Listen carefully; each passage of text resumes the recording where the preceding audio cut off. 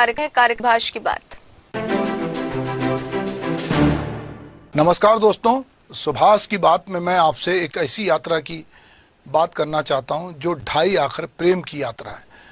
संत कबीर ने कभी लिखा था कि पोथी पढ़ पढ़ जग मुआ, पंडित भया न कोय, ढाई आखर प्रेम का पढ़े सो पंडित होए। दरअसल कबीर साहब ने जो बात कही थी वो बात आज के समय में बहुत ही लागू होने लायक है, या जिसका कहना चाहिए कि जो इस समय बहुत सामयिक है। दरअसल इस समय पूरे देश में जो एक भाईचारे का, आपसी सामंजस्य का वातावरण होना चाहिए, वो बिगड़ रहा है। तो एक यात्रा जो प्रेम और भाईचारा का संदेश देगी वो भारतीय जननाट्य संघ के द्वारा आयोजित की जा रही है। हमारे देश में गांधी जी की दांडी यात्रा, लाल कृष्ण आडवाणी की रथ यात्रा अपने अपने कारणों से जानी जाती है। पिछले 2-3 दशक में हम देखते हैं कि हमारे देश के फिजा में धीरे धीरे वैमनस्यता और अविश्वास का जो माहौल तैयार किया जा रहा है वो आज समूचे देश में बड़े उफान पर है।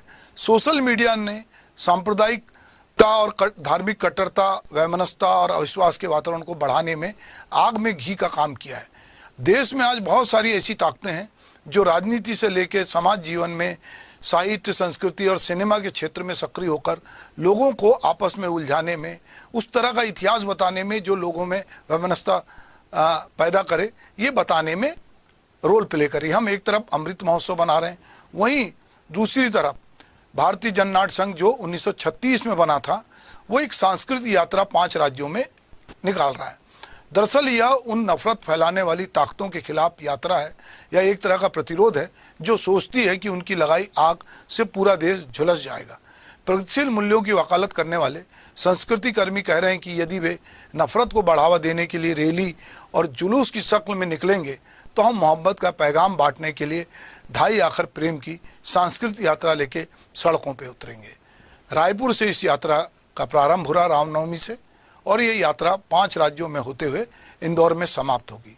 यह सांस्कृतिक यात्रा एक ऐसे वक्त में आयोजित की गई है जब सांप्रदायिक शक्तियां सत्ता पे काबिज हैं और उनका विजय अभियान जारी है। इतना ही नहीं, धार्मिक आधार पे सामाजिक ध्रुवीकरण के प्रयत्न न सिर्फ जारी हैं बल्कि उसमें बहुत हद तक कामयाबी भी हासिल की जा चुकी है। भारतीय समाज आज जितना विभाजित है इतना पहले कभी नहीं था। मनुष्य द्वारा घृणा का प्रसार जिस स्तर पर सामाजिक स्वीकृति हासिल कर चुका है वह अभूतपूर्व है। दुखद यह है कि यह धीरे धीरे दैनंदिन सामाजिक व्यवहार का हिस्सा बनता जा रहा है। इस वातावरण के निर्माण में कतिपय राजनीतिक शक्तियां का निहित स्वार्थ है, यह एक खुली सच्चाई है, लेकिन सामाजिक मनोविज्ञान के भीतर उसकी ऐसी पैठ कभी ना थी।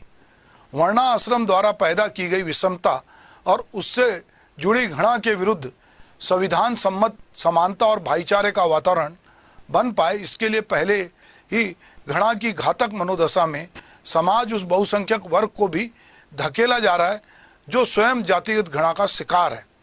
हिंदुत्व की छतरी तले समाज के पिछड़े, आदिवासी और दलित समुदाय को संगठित करने की राजनीति का जहर इतना फैल गया है कि गैर हिंदू समुदाय की स्थिति हिटलर कालीन जर्मनी में यहूदियों जैसी हो गई है।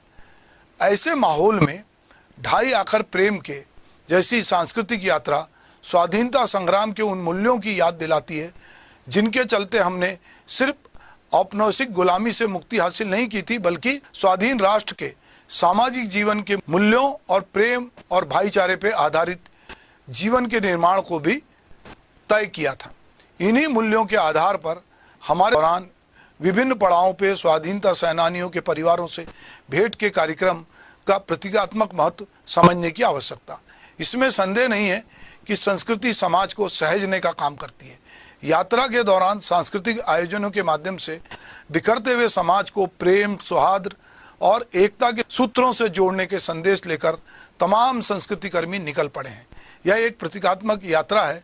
अतीत में विभिन्न दलों की राजनीतिक यात्राओं ने अगर सत्ता पाने की ललक में तात्कालिक लाभ हासिल करने के सीमित उद्देश्य को अपनाकर सामाजिक विभेद का माहौल निर्मित किया है, यह सांस्कृतिक यात्रा इस मायने में महत्वपूर्ण है कि यह सामाजिक सद्भावना की स्थापना के दीर्घकालिक लक्ष्यों से प्रेरित है। जाहिर है कि इस यात्रा का कोई छिपा हुआ एजेंडा नहीं है, बल्कि इसके लक्ष्य स्थापना स्पष्ट रूप से घोषित हैं। इसका उद्देश्य जहर बुझे दिमागों में प्रेम, शांति और भाईचारा की ठंडी फुहार छोड़ना है।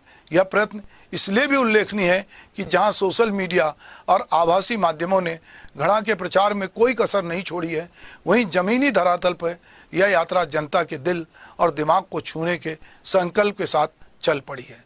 ढाई आखर प्रेम के नाम की यह सांस्कृतिक यात्रा कबीर की उस परंपरा का विस्तार है जो प्रेम और आपसी भाईचारों को सर्वोपरि मानती है। यात्रा उन तमाम शहीदों, समाज सुधारकों, भक्ति और सूफी आंदोलन के पुरोधाओं का सादर स्मरण भी है, जिन्होंने धर्म, जाति, भाषा, क्षेत्र, लिंग की पहचान से परे मानव मुक्ति और आपस के प्रेम को एक मात्र आदर्श घोषित किया। प्रेम उम्मीद जगाता है। प्रेम जो कबीर बनकर पाखंड पे प्रहार करता है। प्रेम जो भाषा, धर्म, वर्ण, जाति, रंग के पहचान से मुक्त होकर धर्म निरपेक्षता का आदर्श बन जाता है। प्रेम जो बंधुत्व, समानता और न्याय मुक्त लोकतंत्र रचता है। रायपुर से रामनवमी के दिन शुरू हो रही यह यात्रा छत्तीसगढ़, झारखंड, बिहार, उत्तर प्रदेश होते हुए मध्य प्रदेश के इंदौर में समाप्त होगी। इस यात्रा की अपनी एक महत्ता है।